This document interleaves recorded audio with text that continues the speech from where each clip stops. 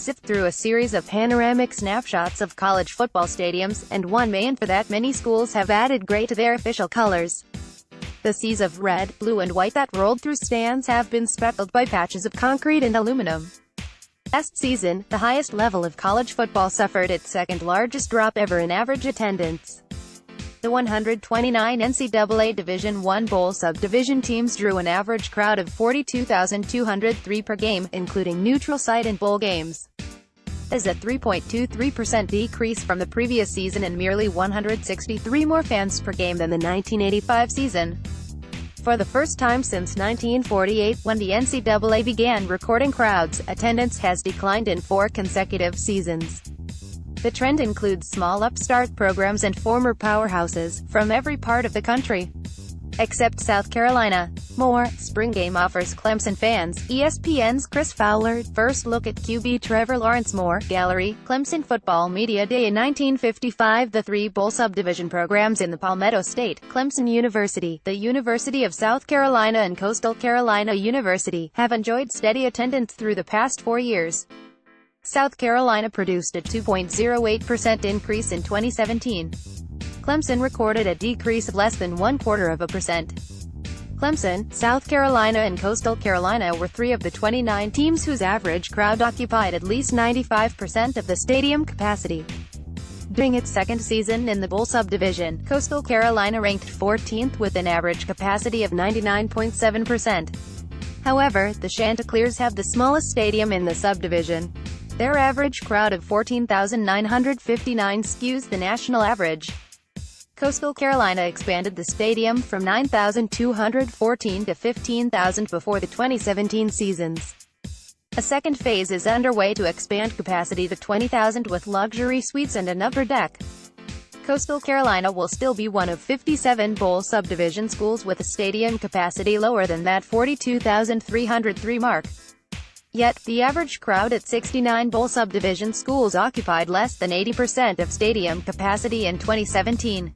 17 of those teams play in one of the 5 major conferences: Arizona State, North Carolina, Southern California, Vanderbilt, Arizona, Maryland, Northwestern, Rutgers, Missouri, Syracuse, Duke, Illinois, Virginia, UCLA, California, Pittsburgh and Kansas. Arizona State and North Carolina are in the process of downsizing their stadiums to enhance other amenities. Unlike many of those schools, Clemson and South Carolina can rely on a vast assortment of game day traditions that encourage devoted fans to purchase tickets, tailgate, cheer and chant, even during a competitive skid.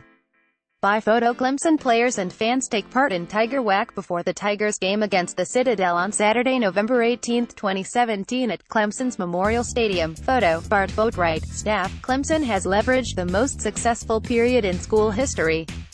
In 2015, the season in which it hosted Notre Dame and Florida State and advanced to its first appearance in the college football playoff, Clemson attracted an average crowd of 84,308, technically 103.1% of Memorial Stadium's capacity. More, breaking down rosters for Clemson's orange and white spring football game. More, 9 players to watch during Clemson's spring football game. And nevertheless, Clemson administrators realize the national championship allure will fade. They recognize that they are not immune to the conditions that plague every program. They have dedicated thought and resources toward enhancing the stadium experience. That's making sure that everything we can control is controlled. Clemson Associate Athletic Director for Communications Joe Galbraith said. Cleanliness of bathrooms, expediting the concession lines, cleaning up concourses, making sure the stadium looks nice, the elevators work, the sound system's good, all the things that go into the experience of a fan are important to us. We emphasize each of those throughout all of our sports, but specifically football, to make sure that whatever we can do to make the experience as good as possible we are doing.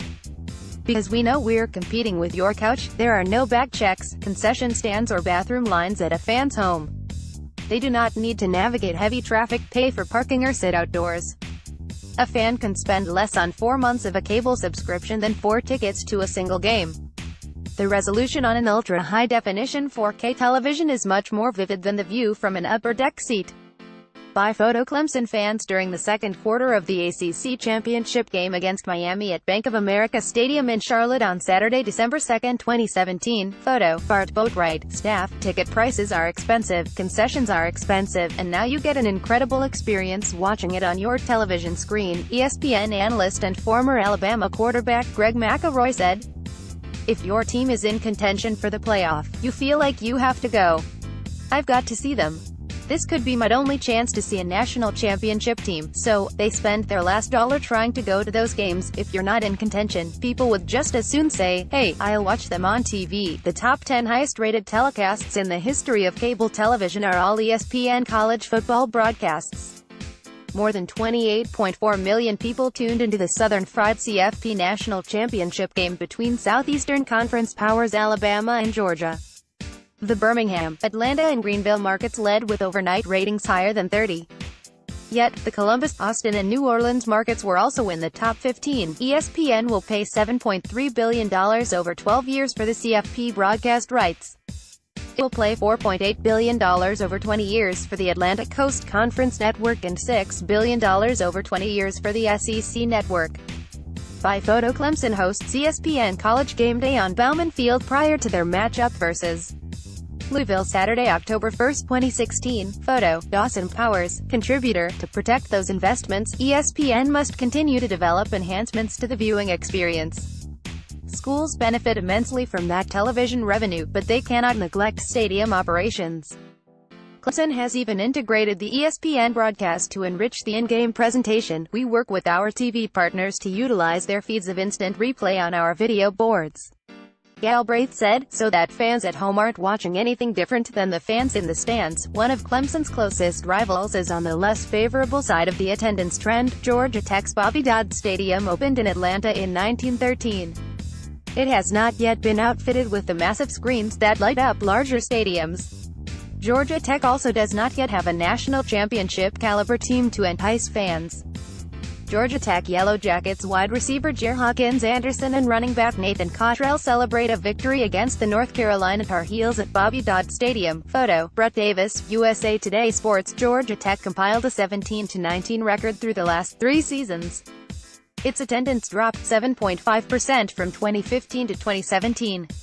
According to Georgia Tech Associate Athletic Director Jeff Keisler, administrators have developed plans to upgrade the stadium.